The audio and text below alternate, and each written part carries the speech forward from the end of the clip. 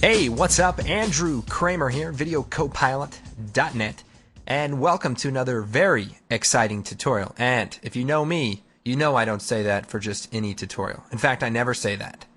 And that's what makes this tutorial specifically exciting, like I said. So you're going to have to believe me on that. What we're going to be creating is a cool design based on the TNT Network graphics by Troika Design Group. And they did an awesome job. I was completely blown away. And, there's some cool techniques in here that I want to share. And, it's nice to create a cool design while we're at it. So here's what we're going to be creating.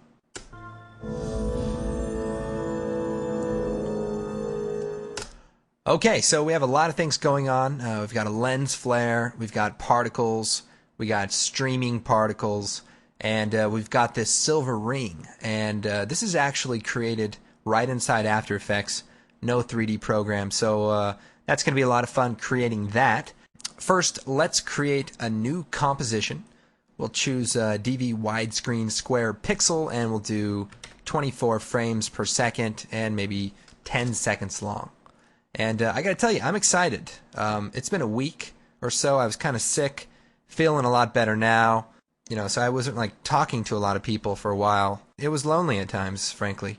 What I did was I took my socks off and I made sock puppets.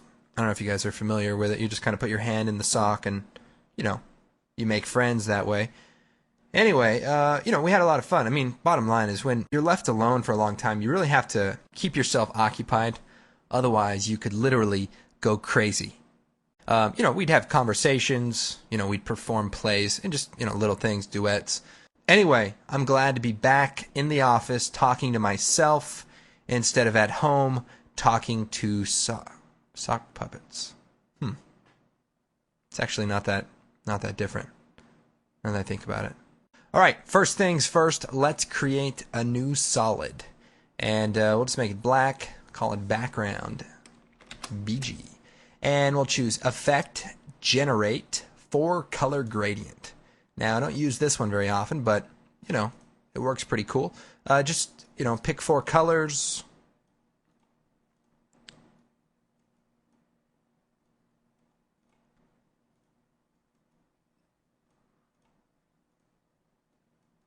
And it's just kind of cool to use colors that aren't all exactly the same, and it just kind of creates an interesting contrast.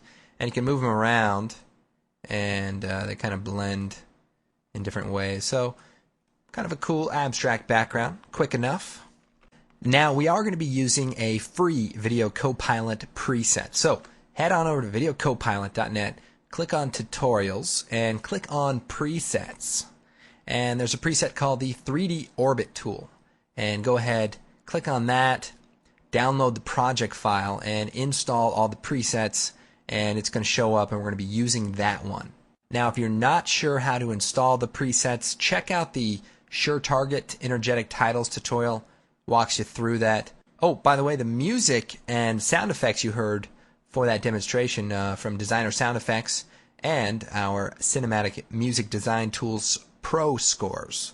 So check those out. You can create some very cool music tracks. So on to it. Now, the first thing we want to create is our silver ring. So let's create a new solid. And we want it to be a square. So we'll take the height and we'll do 486 by 486. So that is just a square. And then choose OK. And then we have the elliptical mask tool. So just click on that if it's not showing, ellipse tool, and double click on it. So now we've created a perfect circle. Very good. Now what I want to do is duplicate that mask. And to do that, we choose Edit, Duplicate, or Control D. By the way, if you find these tutorials to be a little too ahead of your current skill set, no worries. When you're over at the website, check out the After Effects Basic Training. It's got a full series, free, learn After Effects, and impress your friends. And the women. Do not forget. That's how I found my wife. Not true. But I did meet a lot of crazy people doing After Effects. Okay, so we've created the circle, and let's go ahead and change the solid color to like gray. Now, I don't want to get into too many details, but the way the masks work is they have these different operations like add, subtract, invert, stuff like that. So what I'm going to do is take the second mask and subtract it. And so now everything's gone. But if I hit MM with the layer selected, you can see I bring up all the mask properties, very fancy. And then I can change the expansion of the second mask inward. So if I click and drag to the left, you can see now we've got an actual ring that is viable. So let's just bring that in a bit. And before we move on, let's go ahead and pre-compose our circle. So layer, pre-compose, move all attributes into the new comp and choose OK. Now I want to open that comp up. So Alt double click, or just double click if you're on After Effects CS4. And what I want to do is change the comp settings so that it's a little bit larger. So I'll choose comp settings, and we'll do unlock and set 864 by 864 and choose OK. And that way we just have a little bit more room while we work. Okay, so the next step is to basically duplicate the circle layer. So Control D, and we'll go ahead and change the color of this to be, like white. So we'll fill it with a white color. Now we want to change the mask properties again. So hit MM. Now for the first mask, we're going to bring the expansion in. And so this is going to be the inner part of the shape. And at any time we can go back to the other shapes and make adjustments, MM, and maybe make the ring a little bit bigger, anything like that. So bottom line is this is kind of going to be a lot of trial and error, and that's just the way it works. Okay, for the second layer, what I'm going to do is take mask number 1 and increase the feather amount. So you can see it sort of feathers out. And I may bring the expansion in about there. And I may play with the expansion here. So just you're going to be playing around with the settings to create what you want to create. And that looks pretty good. So feather that out, bring it in a bit. And this is going to create just some of the specular highlights on this shape. Now I'm just going to add a 1 pixel feather on that shape so it's not a harsh line there. And then again, I'm going to go ahead and duplicate this circle layer. So now we've got 3. So we'll call this specular, and we'll call this thin specular.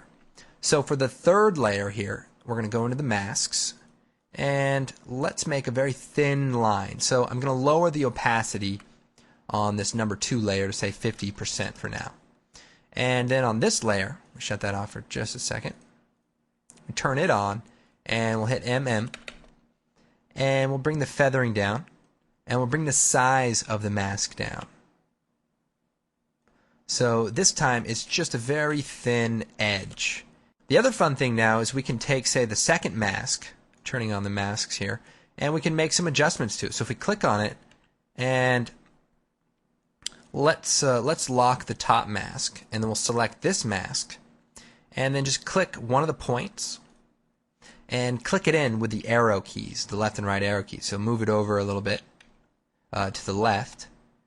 And what we've done is thinned it out so it disappears, but up here we can still see it. So just kind of a nice way to give the shape a little bit more life. Now for the specular layer, let's bring the opacity of it up just a little bit.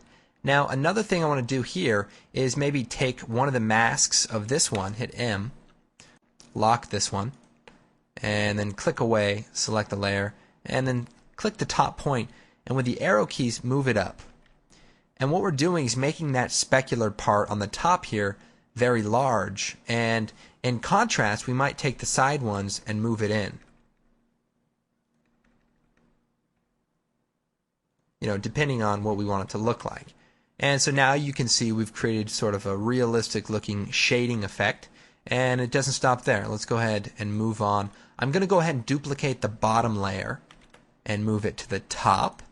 And we're going to create a shading around the outer edge. So we'll choose Generate Fill. And we'll use just a dark gray color. And we'll hit MM. And we'll bring the mask expansion up. Now we'll go ahead and bring the gray color down just a little bit so it's not too dark. And what I'm going to do is now create kind of a specular highlight for the edge. So we'll take the thin specular, Control D, duplicate that, we'll move it up here to the top, and turn the mask back on. And we'll solo it here just for a second. And what I actually want to do is turn on the continuous rasterization, and then hit S, and we're going to scale it up to move it out. And the reason we do it with the scale is because that way we don't have to change the size of the layer, and it just gets a little messy if we do it that way. This is just an easier way to do it. But when I scale it up, I move the specular from being there to being up here at the top. And then I can make some adjustments to it, at this point. Now, I want this to be a very thin specular point, so I'm going to bring this shape in as well as this shape.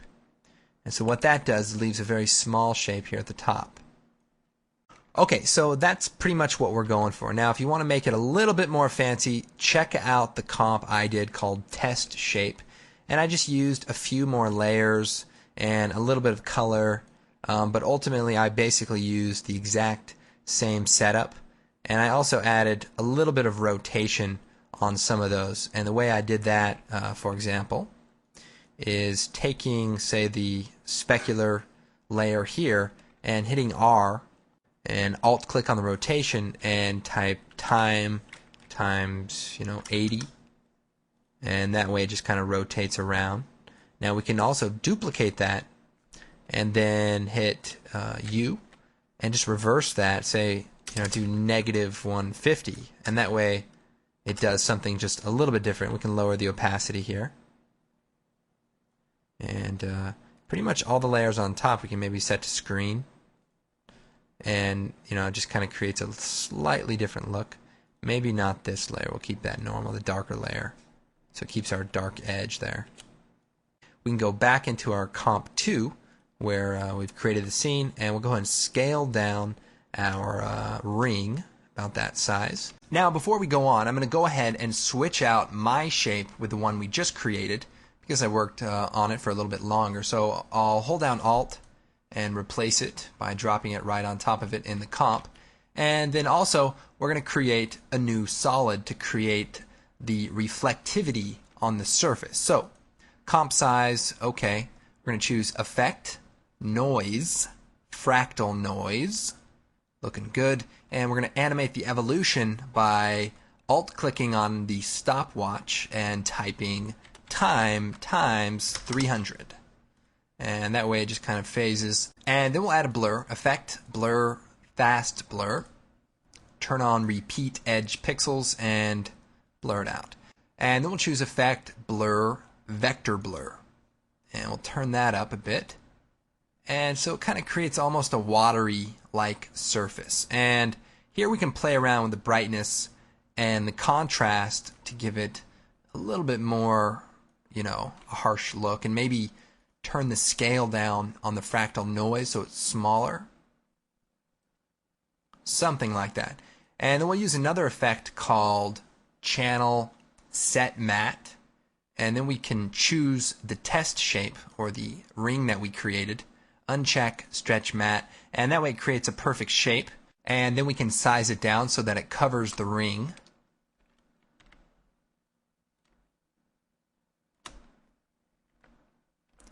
And let's change the transfer mode, so hit F4 if it's not up, and we're going to change it to soft light. So overlay, soft light. And so it gives it a very nice, very fluid looking reflectivity, and I'll just preview a second of that. We can take a look. Very nice. It's a bit slow to render, so we'll just shut it off while we work, and we'll turn it back on a little bit later. Okay, the next thing we need to do is create a null object. So, layer, new, null object, and we'll go ahead and make it three-dimensional. Just do it right now, probably a good time. And then we'll come over to the effects and presets, and we're going to type orbit. And remember, this 3D orbit preset can be downloaded from the website, and we're going to take it and we're going to drop it onto the 3D null object. Now, what it's going to do is rotate in a circle. Now, we can't quite see it because we're right at an angle with it, but if I look at a custom view, you can see it's basically making a circle. So what we're actually going to do though is make a slight change to the expression. So hit U, go into the expression, and go down to the very bottom, scroll down, and we're going to change this last line. We're going to change it from 0, Z to Z, 0.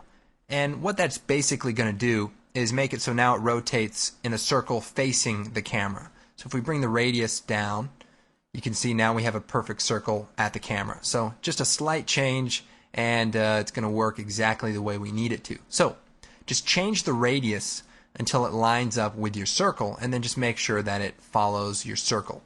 You may want to check to ensure that your circle is right in the center, and it looks pretty close. The next thing we want to do is set up our particle system. Now, I am going to be using a third-party particle system, Trapcode Particular, but I'll go ahead and show you a quick way to do it with the standard particle system. It just won't have all the features. Now, you can get that from trapcode.com, and no, I don't get a commission for letting you know about that. I really believe that Trapcode Particular is an essential tool for After Effects. So, moving on, we're going to create a new solid, and we'll go ahead and make it red, whatever. And we'll call this Particle World and choose OK. And then we're going to choose Effect, Simulation, Particle World. Now, Particle World's a great plugin. It just has some weird limitations. And the first thing is if we go into the producer, the position X, Y, Z are just these obscure values. So we have to use an expression to get it to link to an actual position of a 3D layer in After Effects. So what I'm going to do is go into the Particle World settings, and I'm going to Alt-click on the position X. And that brings up our expressions. And what we're going to type is X equals, and then we're going to take the pick whip, come down, click on the X value for the position of the null object. So X, Y, Z. We're going to click X, and then we're going to type minus this comp, capital C, dot width divided by 2. And then we type X divided by this comp dot width. Now I'm going to reuse the expression. So I'm going to copy it, right click, copy, alt click on position Y, paste it, and make a slight change. We're going to change it from 0 to 1, and we're going to change width to height. And that way, everything works according to the Y position. Now we're also going to alt-click on the position Z, right-click, paste, and we need to mostly delete everything after the 0, change the 0 to 2. So remember, 0, 1, 2, X, Y, Z.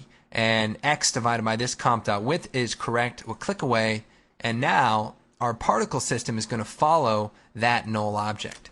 So we'll go ahead and shut off all the viewing tools of Particle World, and we'll close the layer down, and we'll just make a few adjustments. First, on our null object, we're going to change the speed to -300, and we'll probably move over here. Let's see. Perfect. Now, in Particle World, let's go down to the particle and physics. We'll turn the velocity down so that it doesn't shoot out.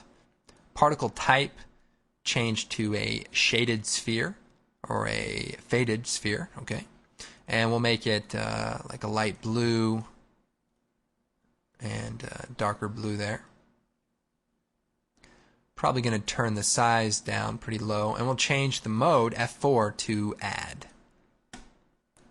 So that's kind of what we're looking for. Now for our physics, let's turn the gravity down to 0, and we might even turn it upside down, so -0.05, so the particles kind of float upwards after they are done, and that looks pretty cool. We'll set the longevity to 2 seconds, and that way they kind of float away at the end. Now one thing we want to do is go into the options and change the particle opacity map, and we probably want to like set it to come in like that but slightly fade it in. So it fades in quickly and then it fades out long over life. Okay and okay. And so that way it's on mostly right there. And for the size, we want it to be smaller and larger when they're born. So something like that. And we also want to shut the particles off after a certain point. So right about here, we'll set a keyframe for the birth rate. We'll move forward a little bit and turn it down to 0. And that way they stop emitting after that point. Now the gravity looks a bit high. Let's turn that down to 0.02. Now the velocity might be something to play with, as well as the resistance, depending on the look you're going for. So as I said, I just want to show you a way to actually get a similar result. Okay, so you can get some pretty good results with Particle World, but there are some limitations, and for that we are going to be using Trapcode Particular. So let's create a new solid, and we'll choose Effect Trapcode Particular. And let's go ahead down to the emitter and let's link the emitter to the null object. So the way to do that is a little bit easier. So we alt click on the position XY and then we pick whip down to the position of the null object. And we can just click on position and that brings over both the X and Y value. Then we alt click on position Z and we pick whip down to the Z position for the null object. And that's all we have to do, and it's already linked up, and that looks pretty good. I mean, I don't even think we need to do any more work, but we will anyway. So in the particle settings, let's go and set it to a blue color. We'll change the transfer mode of the layer to add, and size over life. I'm just doing these randomly. We want them to be large and sort of fade out over time. Make the size like 2. And turn up the size random.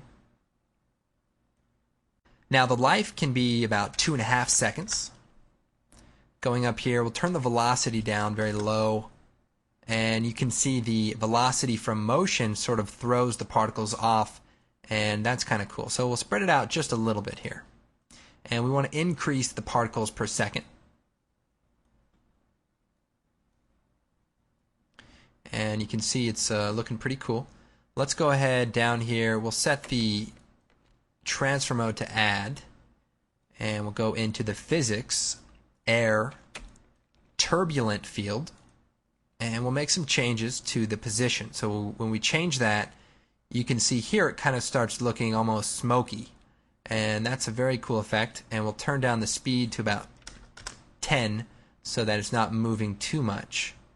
And we might want to turn down some of these other physics properties like the velocity from motion to maybe 5, so it's not just flying around.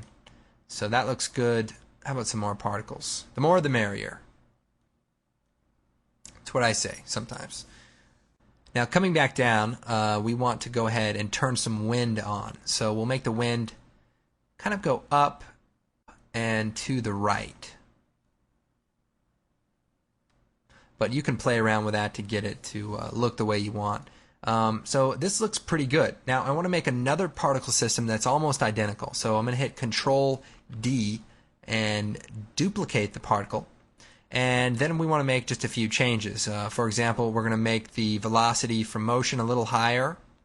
And we're also going to turn up the effect position and maybe the velocity as well, so that these particles are basically flying around a little bit more than our initial system, and they're also going to be smaller, so maybe 1.5. And to contrast the two, let's go ahead and turn the velocity down of the first one to like 10, so that one is pretty tight and the other one is a little bit more sporadic. So now another thing we want to do is create some thin lines. So we're going to duplicate the particle system one more time, and we'll call this line. And we'll solo it. And what I'm going to do here is turn the velocity down, velocity from motion, just a little bit, and then come down to the turbulent field here, turn down the position a bit, and maybe make the size of the particles even smaller, and perhaps turn up the particle rate so it's a very nice line, and turn the opacity down. Now I'm also going to turn the life down to It'd be 1.5 seconds so that it's a little bit shorter stream. And that looks pretty cool. Then I'll go ahead and duplicate the line, and we want to kind of offset it a little bit. So the way we can do that is play around with the scale and then duplicate one more time, and again play around with the scale of the turbulent field, and that just offsets it so it's a little different looking. So there we have that. We turn everything on, and it looks like this elaborate animation. So let's go ahead and start playing around with the color and actual look of the design. So first, our background color is a little blue and it's a little light. So let's add a tint and a color correction, and we'll turn the tint amount down a little bit, and for the color correction, and we'll contrast it a bit. We'll go to the red channel, bring it down, and the blue channel also bring it down a bit, so kind of a green colored background. And we probably want to add a nice glow to these different instances of particulars. So effect, stylize, glow. We'll just play around with the settings here. Copy that. I'm just pasting the glow amount to all of these particles, and that way they, look pretty good. You obviously want to play around with the settings to get it exactly right. Now, the other thing I want to do is animate the particles per second, but I want to make sure to do it in a way that I can control. So I'm going to create a new adjustment layer, shut it off, and choose Effect, Expression Control, Slider Control, and we'll call this, hit Return, and just type particle per second. And what we're going to do is we're going to animate it from 1 keyframe, hit U, and move forward a little bit, down to 0. And what that's going to do basically, and we want to do it at about this point. So when the null object gets around past the top of the circle, we'll move it to about right there. So then I'm going to go into the particle system, alt-click on the particle per second, and we're going to type value star multiply times this particle per second slider. And what that does is maintains the current value of particles and then multiplies times 1. But then it animates to 0, which essentially stops the particles from being born. And that way I can just move this value over and stop the birth of the particles. And we can do this for all of the other layers. And what I'll do is I'll select the particles here, choose Edit, Copy Expression Only. Then I can take all the other layers here and choose Edit, Paste. And so now that expression has been applied to all the other layers, and they all stop emitting right when they get to the top here. So that's just kind of a cool trick there. Now there's one little detail in the original video, and that is the particles don't start until after the thin particles. So we can't just offset them in time, because if we do that, they're just going to be shorter, but they'll still start at the same point. We need to actually sample the time of the null object at a different point than the other layers. So what we need to do is go into the expression. So select the layer, choose U. Here we have the position XY and the position Z. So this position is coming from that null object, this square right here. So we want to change it. So right now it's saying position, and we're going to add dot value capital at capital time parentheses, and we're going to type time minus 0.05, for example. And let's see what that does. And we'll go ahead and solo that, and we'll turn on the null object also. So you can see we've kind of let it a little bit, and if we change the number here, say to 8, it'll be even further away. We could do 12, and it'll again be further away. So it's a pretty simple expression, and we'll go ahead and copy it and paste it to the other values. Now in this case where we're using this number here, we can go ahead and put it right before it. So position dot value at time. Now we do want to copy this and paste it to the other layer, and to do that we'll select the two parameters, edit, copy expression, select particular, and edit, paste. So now we turn everything on, what's going to happen is our thin particles are going to come flying around. Actually, we'll just shut these two off for just a second and maybe just move the position of these so they're a little bit more random looking. So now we want to animate our ring. So we'll choose Effect, Transition, and we'll try the Radial Wipe. So if we animate the transition completion, you can see we've already created, the kind of animation that we want. Turn the feathering up, and then just, turn on the stopwatch, hit U, and we'll move it over to the beginning, and at the end we want it fully animated on.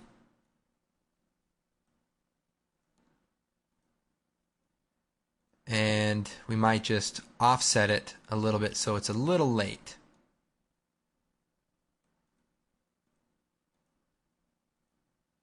The other thing we want to do is add a cool lens flare. So we'll choose New Solid, and we'll make it black, OK, flare, OK, and we'll choose Effect, Generate, Lens Flare. Easy enough. We'll tint it, and then add a color correction curves, and that way we can kind of colorize it for a nice bright blue flare. Now the cool thing is we can alt-click on the flare center and link it to the position of the null. So we'll do that. We'll alt-click on the flare center and then pick whip down to the null position. And even though that layer's 3D, it hasn't been changed on the Z-axis, so it'll actually line up perfectly. So we'll change the transfer mode to Add, and here we've got our cool lens flare. Although we may want to make some adjustments, so let's do that. First, I'm going to crush the lens flare. I don't like all of those extra pieces. And the other problem here is that the lens flare is just too fast. If that's what you want it to look like, that's fine. But I actually want the lens flare to go half the speed of the animation. And I actually did that in the original design. So we're going to do a quick expression and change that up. So we have the position, and it's exactly the right position. But we're going to type dot value at time multiply 0.5. So what that does is makes it so it's half the speed. So now it's just a little bit slower, which is what we want. So let's go ahead and animate the flare brightness from 0. And then when it gets to about the bottom left corner, we'll turn it up really bright. And then past it, we'll turn it down to 0. And we may let it get a little higher, so maybe up there. And the other thing we can do, if we want to offset where this is, because actually I want to be a little bit quicker here. So what I can do is do 0.5 times 0.5 plus 0.2.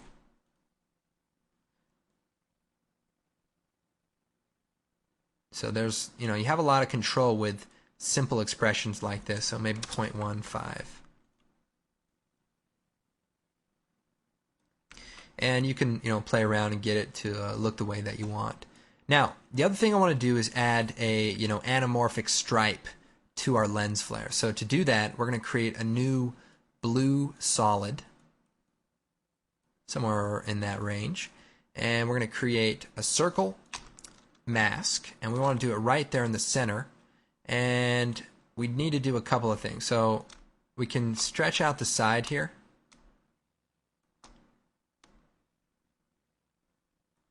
And then feather the mask a bit, and then change it to add. And that gets you most of the shape that you want, but we want it to be a little thinner, so we'll thin it out, turn the feathering down, maybe lower the opacity of the layer. And then we want to duplicate it. And the second copy is going to be blurred out a little bit more. So the first one is supposed to be a little bit sharper.